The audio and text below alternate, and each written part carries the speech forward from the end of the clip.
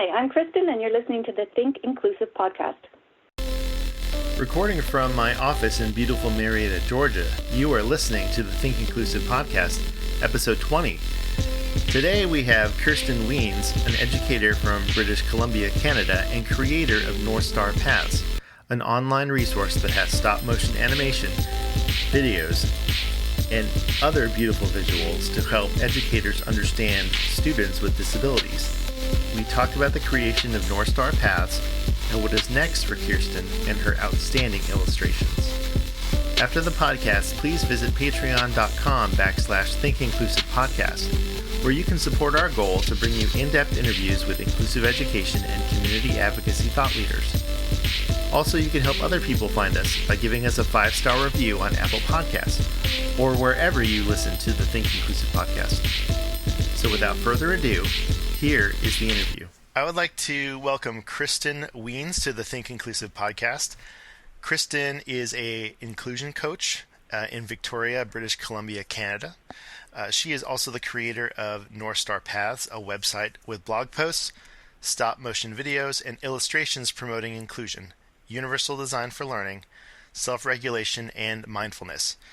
She is the author of My Gratitude Jar, a children's book where a boy named Jacob learns the value of gratitude. And most recently, she works for the children's entertainer Rafi, designing an online course in graphics promoting his child-honoring philosophy. Kristin, welcome to the podcast. Thank you so much. So I think there's a lot to talk about. I first really became aware of your work, I think, through Twitter, and it feels like a long time ago. And I remember specifically the image.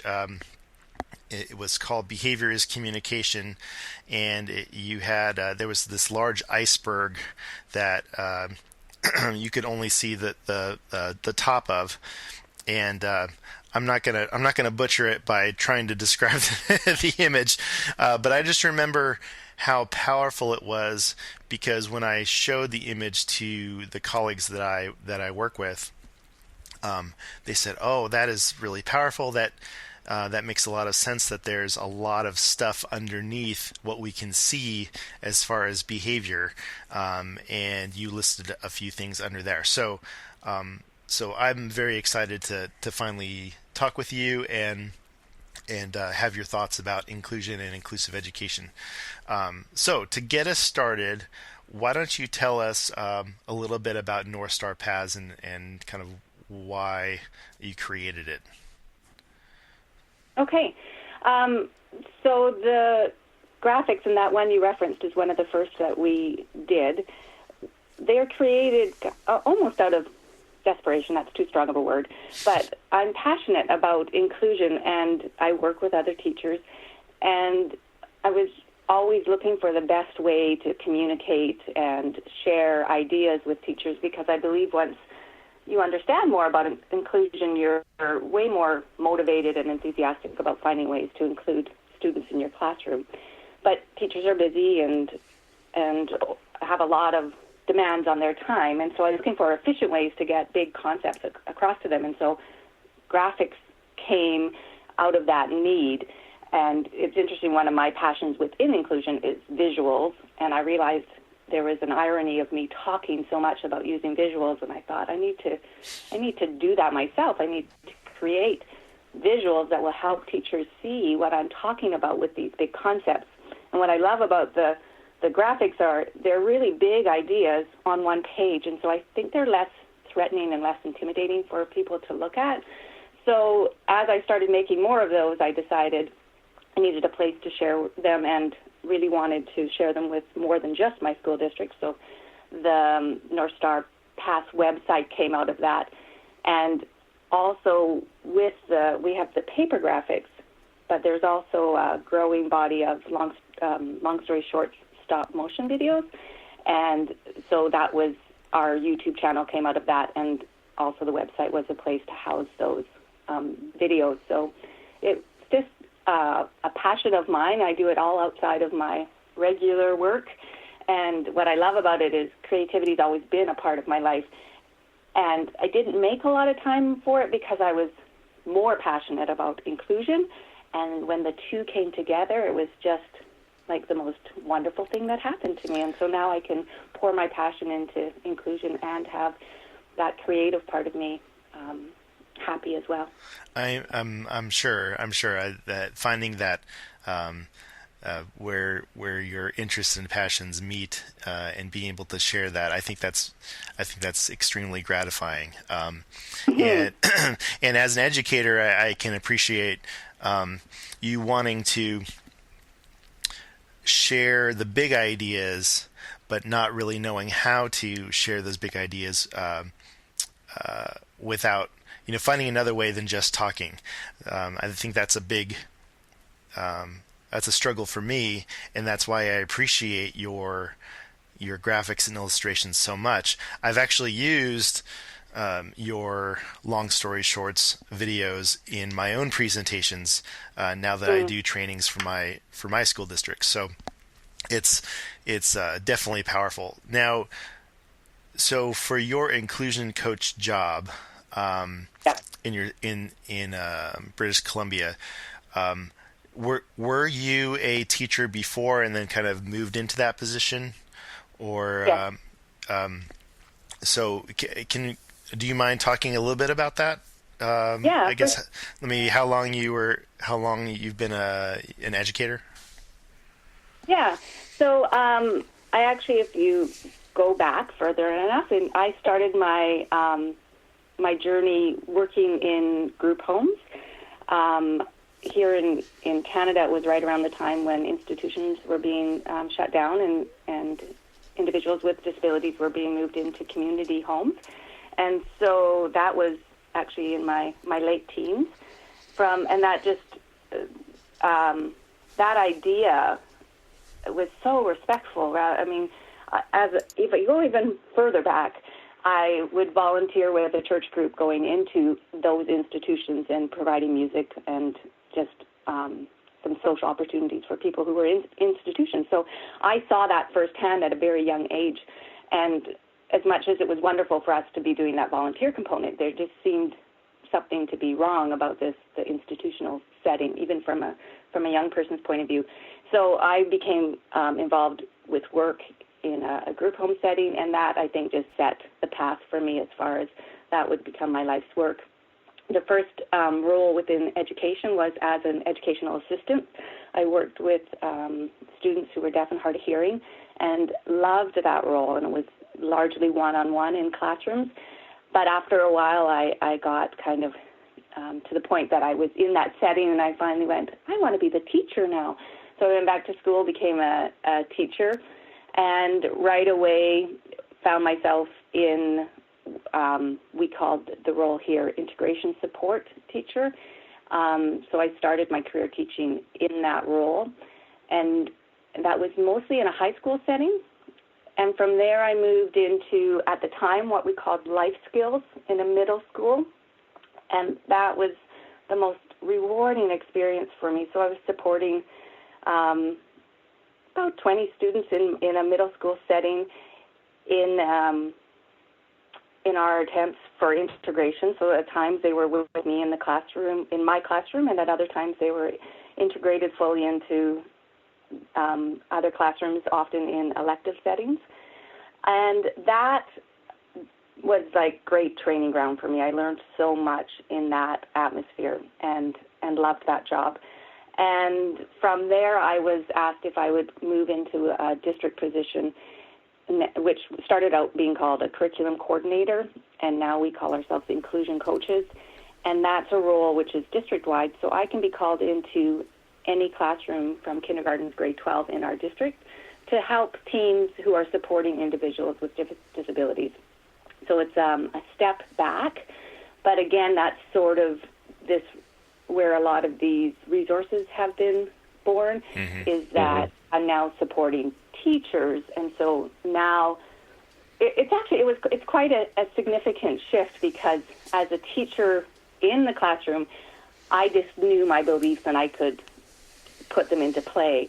And now the role's shifted, because I see, and my heart breaks for a lot of these teachers who are supporting individuals in their classroom, but don't kind of have the philosophical underpinning or the conviction of the heart to say, yes, this is hard, but I believe this so much that I'm doing it. And so my role now is to support those teams, and I don't know that it would be my direct role to kind of educate in the bigger pictures, but just as a person, I feel that's what I want to do, and I think it's a more rewarding job for all educators if we are on that same page, and if we know why we're doing things. I think it's easier to follow through with them, because it's a really hard job. Indeed. Do you feel like, well, I guess, what do you feel like is the biggest challenge for teachers who are put into a situation where there are students who are included in their class? Let's say they're, general curriculum teachers, and they have students who are working well below grade level, and they don't have that philosophical belief that they belong in that class. Maybe they feel like they should be somewhere else. How do you breach that barrier? Yeah, that's a tough one. And again, there's so many angles to answer that question. One of the key things that I think has come more into the forefront for me in more recent years, and I hope it helps me be more effective in supporting teachers, kind of as you've described. And for me, the shift has been, I think I come from a way more compassionate place now, because I really understand that's hard. And if you actually don't even agree with inclusion, which there are teachers who won't, that's a hard place to come to work every day, because in BC it's not a choice. And so there's that rub between what you believe and what you're being told you need to do. And so I think one of the big barriers is just that philosophical shift. Can we have our people who are supporting our students have a shift and really come from a different place, from that place of, this is the right thing to do. But if you remove that kind of big umbrella piece, I think the struggles are probably the same across our continent, at least, that it's really hard with a lack of resources, whether that's things like flexible seating and opportunities for equipment for movement, or if that's people, educational assistants in the classroom, or even just time. Time would be a big one, time to collaborate and plan. All of those things, I think, are universal barriers that we're in inclusion that we're up against a lot of the time. Definitely. Everything that you've just said are things and the barriers that are very real for the educators that I speak with. And so you have educators who really that do have this philosophical foundation that all children should have access to the general curriculum, whether or not they're able to keep up or not. But it's definitely difficult to put that into practice when, like you said, the resources are slim, and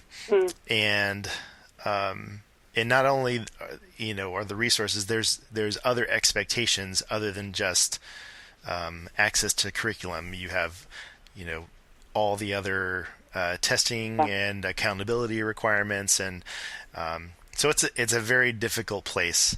And just on that note, we've just recently started a new process in our district that it's still kind of in the pilot stage, and we're really liking it. We call it KIPP, C-I-P-P, Creating Inclusive Plans with Purpose.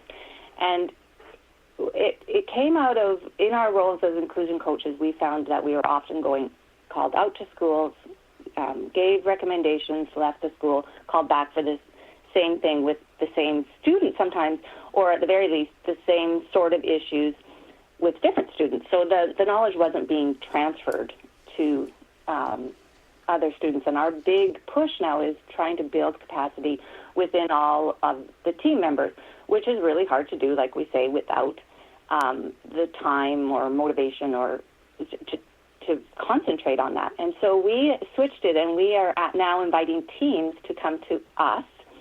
Most of the time it's at our board office in our boardroom, and we have the teams come in with one child in mind that they want to support, and then we take 2 afternoons that we carve out the time. And so again, we supply the money to release the teachers, which is the big deal. They come. We try to have a classroom teacher as well as our integration teacher there, sometimes educational assistants as well. And we spend the time doing 2 things, going over the big ideas that we think are important, and in between each of the sections of big ideas. So, for instance, behavior as communication is one of our big ideas. We talk about that, but then we give time to plan specifically for that student, and we call them the wonder child. And I'm taking that from a colleague, Maureen Dockendorf, who talks about our language being really important. And so instead of saying that child that won't learn, that child we can't get to, that behavior child, can we call them the wonder child, as in, I wonder how we can connect with this child. I wonder how we can plan for this child. I wonder what's motivating this child. So we ask them to plan for that wonder child based on the big ideas. So we talk about behavior as communication, and then we say, with your wonder child, what are they communicating? How are they communicating that with behavior? Oh, when they bolt out of the classroom, what is that telling you? What happened just before? What happened earlier in the morning? And then we talk about visuals, the big idea, and give them time. And the thing that is, we've had really exciting responses from this, and the thing that comes up over and over again is thank you for the time. And so I think it's interesting because we often talk a lot about lack of resources being people or things. And I'm wondering now how much those complaints would go down. They're still going to be there. I don't want to sound like I wish we had more people and more things and more money. But I think we undervalue just the time that people need to think through and plan and feel supported, because that's the biggest thing out of these 2 afternoon meetings is thank you for the time to talk about this and plan. And teachers are leaving with a new excitement. And even within these 2 afternoons, they're leaving saying, oh, well, they come planning for Johnny, and they're leaving saying, I think maybe Susie could use this too. And so all these things that we were trying to do for so long are kind of happening in a much shorter period of time, but it's really honoring the need that we all have to sit with information, to process, and to plan purposefully. And so it's exciting, and I wonder how much we all can learn from that. Yes, we need more people. Yes, we need more resources, but really important is the time to plan. Yeah, absolutely. Everything that you're saying it's really resonating with me, because as I'm sure that your district is as well, you're spread thin. Yeah.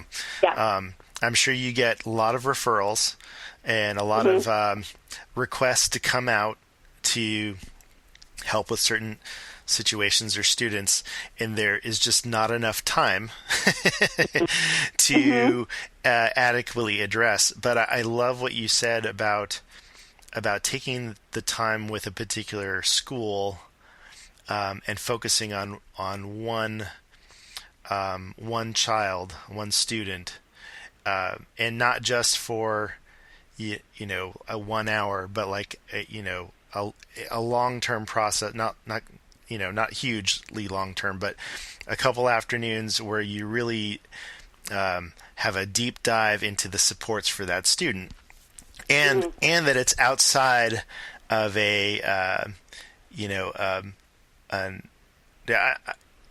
can't remember what in Canada. Do you call them IEPs in Canada as well? Like the meetings for the students? Yeah, outside of that. And interesting, even I think it's important that it's outside of the school building, because we sometimes have meetings in the school building. Even if we carved out that same amount of time, then it's actually extremely telling about how demanding the job is, because we have teachers on call come in, we release the teachers, and yet still, how many times do you get a knock on the door, we need you right away? They say, oh no, I know, but we need you, and their teachers are being pulled out of the meeting. So even I think the significance of we're removing you from your school building, saying this is important enough that we want you to be able to focus just on this. Yeah, I like that a lot. Yeah. Well, this is great. I'm learning so much. I really appreciate your time. Oh, I love talking about this. Yeah, I feel the same way. So I wanted to ask you about the differences, because I know that you have you talked about self-regulation as far as in the content that you produce for North Star Paths, and even thinking back to that behaviors communication graphic that you did.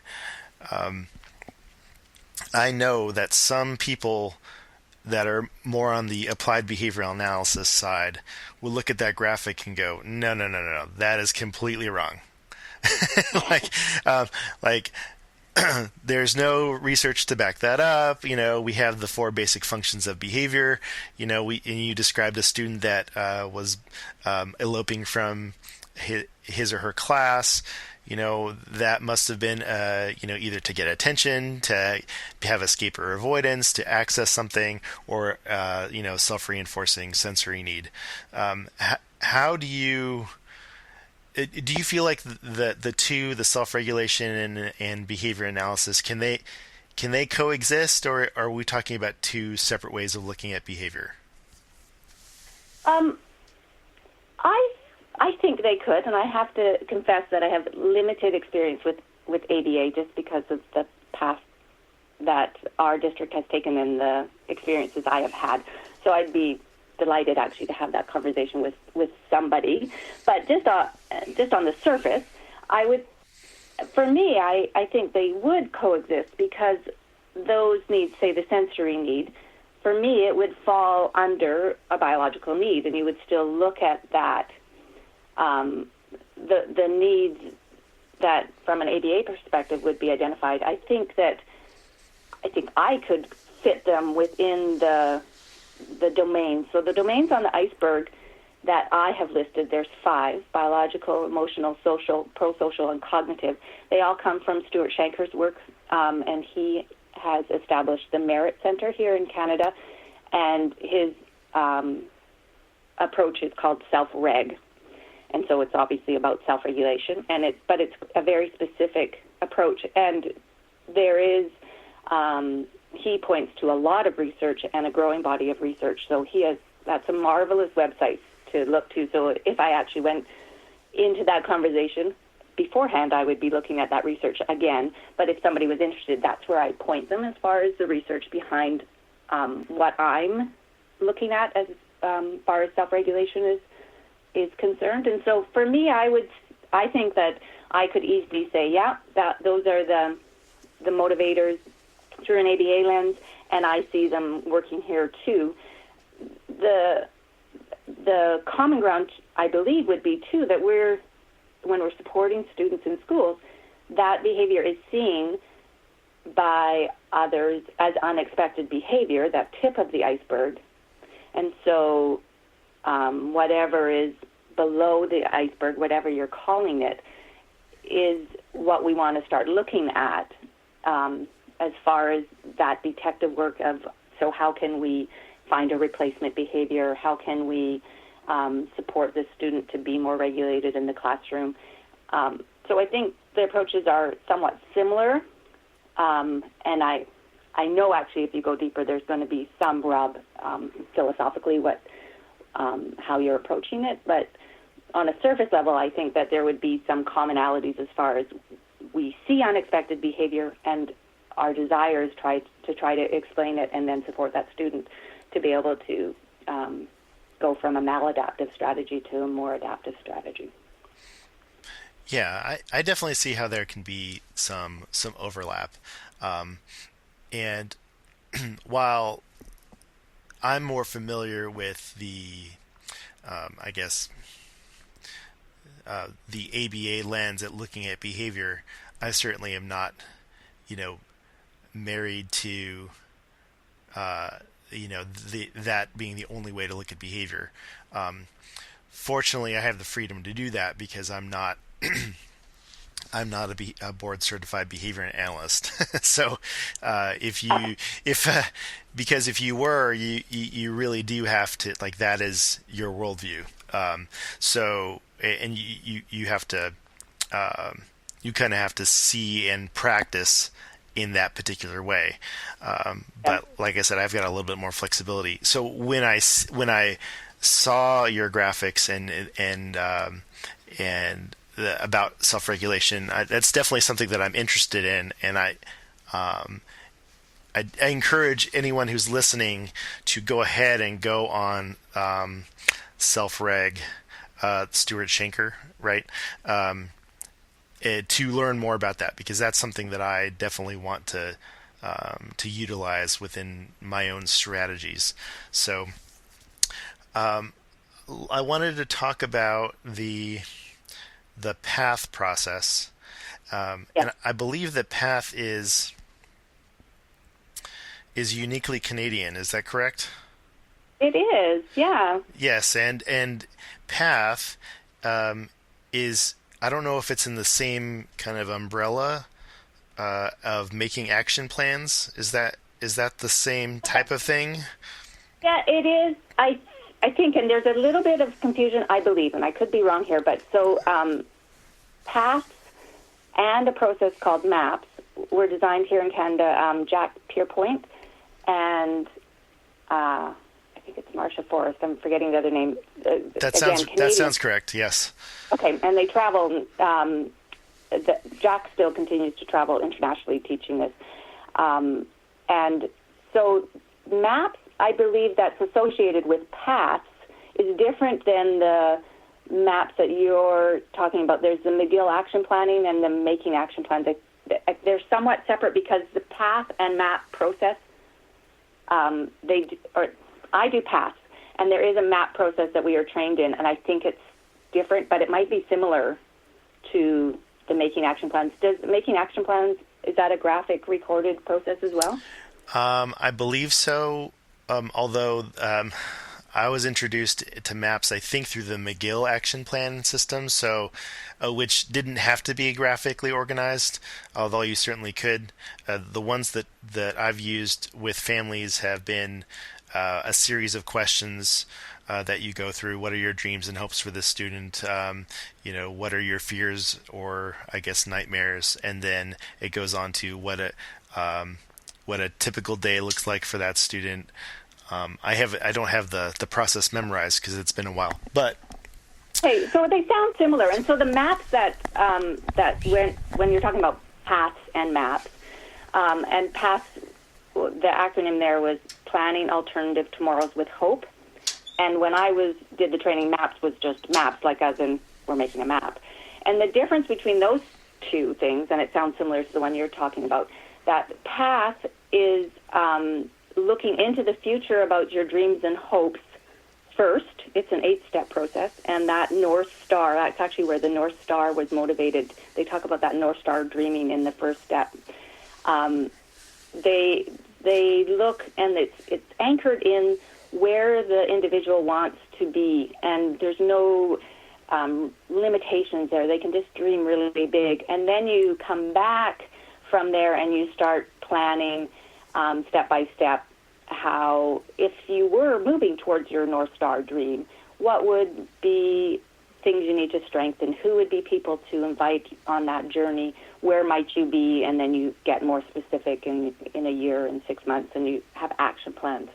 Whereas the maps that they teach, they go back into the history of the person first to identify strengths that are there, and they also identify the nightmares, things that maybe haven't, that have been struggles, and then make a plan to move forward. So they're similar in a way as far as you're really identifying strengths and dreams and isolating strengths and challenges in a very systematic way.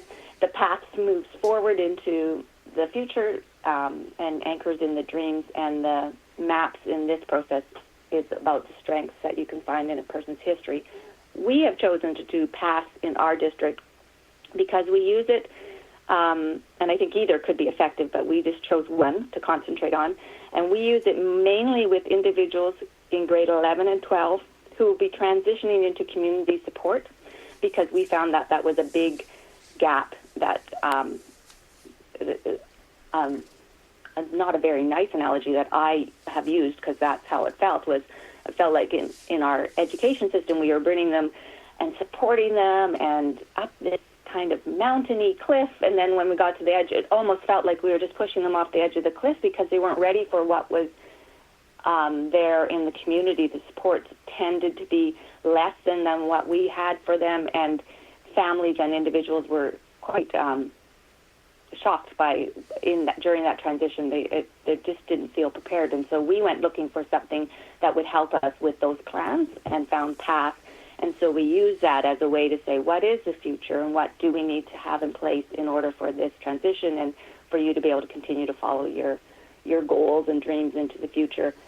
And so that's how we started using PATH, and it's just been the most incredible process, so rewarding, and it's a 2-hour process.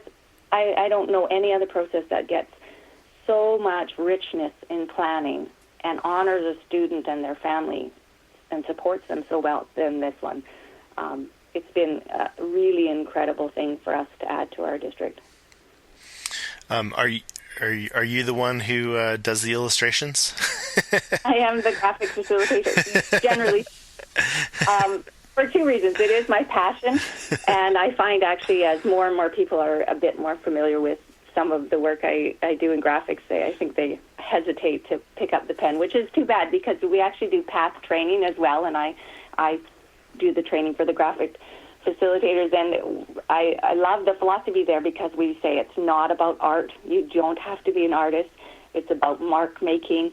If you put a mark on that paper that connects with the person you're planning for, then you've done your job. It's just about trying to put a visual representation to remind them of the conversation. So that's very difficult for some people. People have a fixed mindset, a critical mind about their artistic abilities. So it's actually quite a joy to spend an afternoon with people, getting them to doodle and explore that, and they're quite happy when I can say, you know what, I can get you to draw a bicycle in 5 easy moves, and it's quite exciting. And my paths, I mean, it's real time graphics. They're colorful and fun, and I do a fine job. But it's nothing like the graphic work where you get to do revision after revision, and so they're separate processes. But it's interesting that when I went and got the path training, I just fell in love with the graphic recording. I'd always been a little bit of a doodler, and creativity was always part of my life. My dad actually is a graphic artist and a cartoonist and beautiful watercolor artist. So I grew up surrounded by creativity, and it got a hold of me when I took this training, that graphic recording, and I started doodling more and more and more.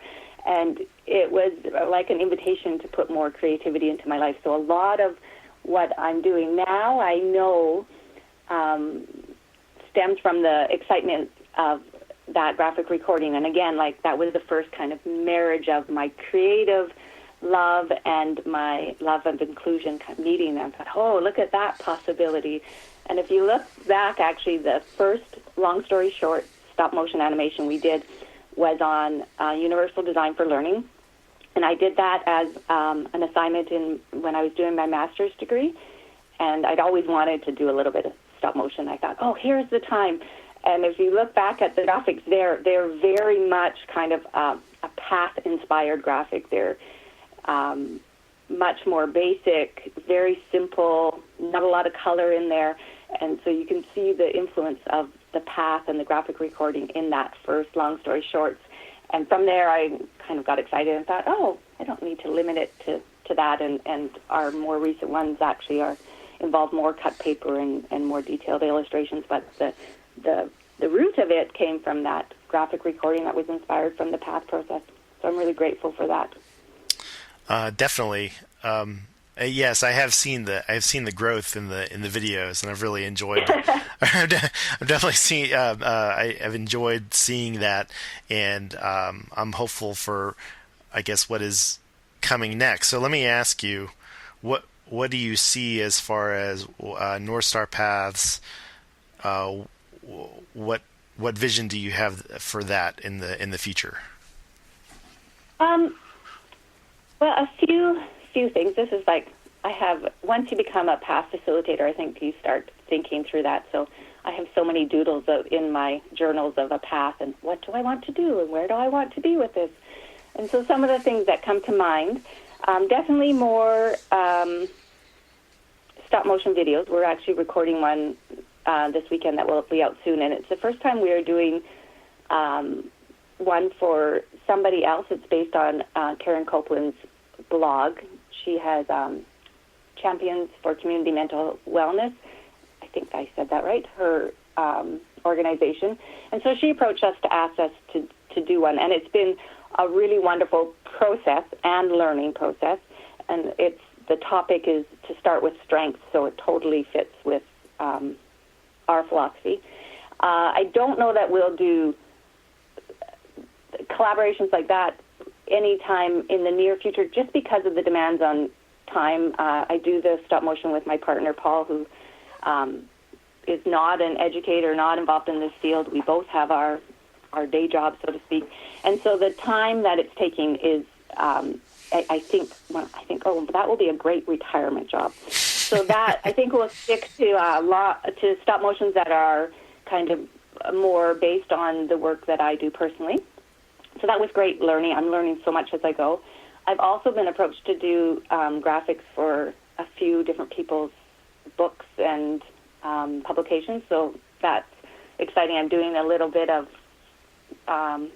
experimenting with some stuff for the Merit Center and Self-Reg with one of their new publications coming out, so I don't know where that will go, but doing graphics with them has been really rewarding. The graphics is easier to do in collaboration with someone because it's not as involved as the filming process. So I could see more collaborations with the graphics with other people.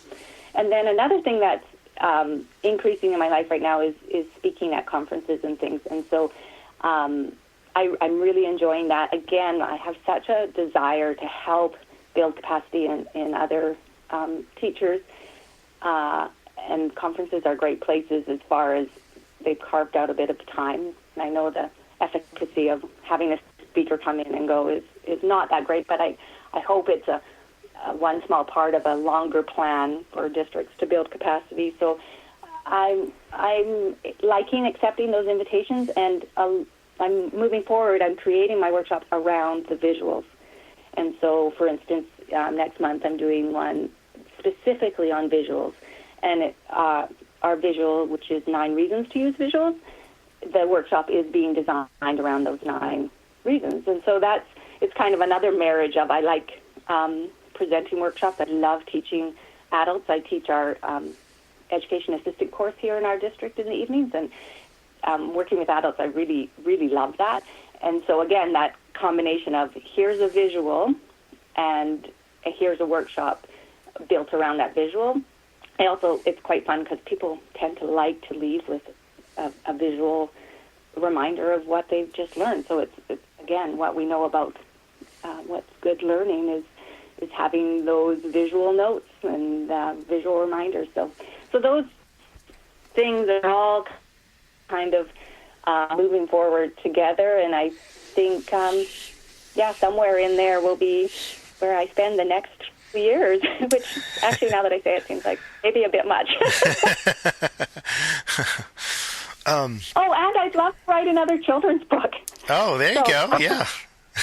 I don't know where that's going to fit in there. Again, that children's book actually was my final project for my master's degree, which I give a great big shout out for Vancouver Island University for their flexibility. When I approached my supervisor with the idea, I thought for sure that the answer would be no, and that would be fine. But I'm a true believer, and it doesn't hurt to ask. And they said, sure, that's great. So I was focusing on mindfulness and self-regulation, and those are the themes in that book. And I tell you, I was really motivated to do the research behind that, and I probably one of the most involved students with their project going on, because that was several years ago, and I still continue to do work around using that picture book and going into schools and doing presentations around gratitude. So it's very exciting, and that was good fun, and I'd love to do it again, but I had the motivation of a master's degree to get me to that final product, and I find that without those deadlines, I don't tend to get the next picture book done. Right. Well, it sounds like you're certainly busy enough. You have a lot of things going on. But I want to thank Kristin Wiens for being on the Think Inclusive podcast. You can find her on Twitter at KWIENS62. You can look up her on at her website at northstarpass.com. Is there any other place, any other social media thing that you'd like to promote? The videos are all on our YouTube channel, which is Long Story Shorts with a Z, or Z as you would say. Okay. If they're wanting to just look at the videos, they're also on the North Star Pass website as well. All right, fantastic. Thank you so much for your time. Thank you very much for the invitation. That is our show. We would like to thank Kristin Wiens for coming on the Think Inclusive podcast. Make sure to follow her on Twitter, Facebook, and Instagram, as well as on her website at northstarpaths.com. Follow Think Inclusive on the web at thinkinclusive.us, as well as Twitter, Facebook, Google+, and Instagram. Today's show was produced by myself talking into USB headphones, a Zoom H1 handy recorder, MacBook Pro, GarageBand, and a Skype account. You can also subscribe to the Think Inclusive podcast via Apple Podcasts, Google Play, Stitcher, or Podomatic.com, the largest community of independent podcasters on the planet. From Marietta, Georgia, please join us again on the Think Inclusive podcast. Thanks for your time and attention.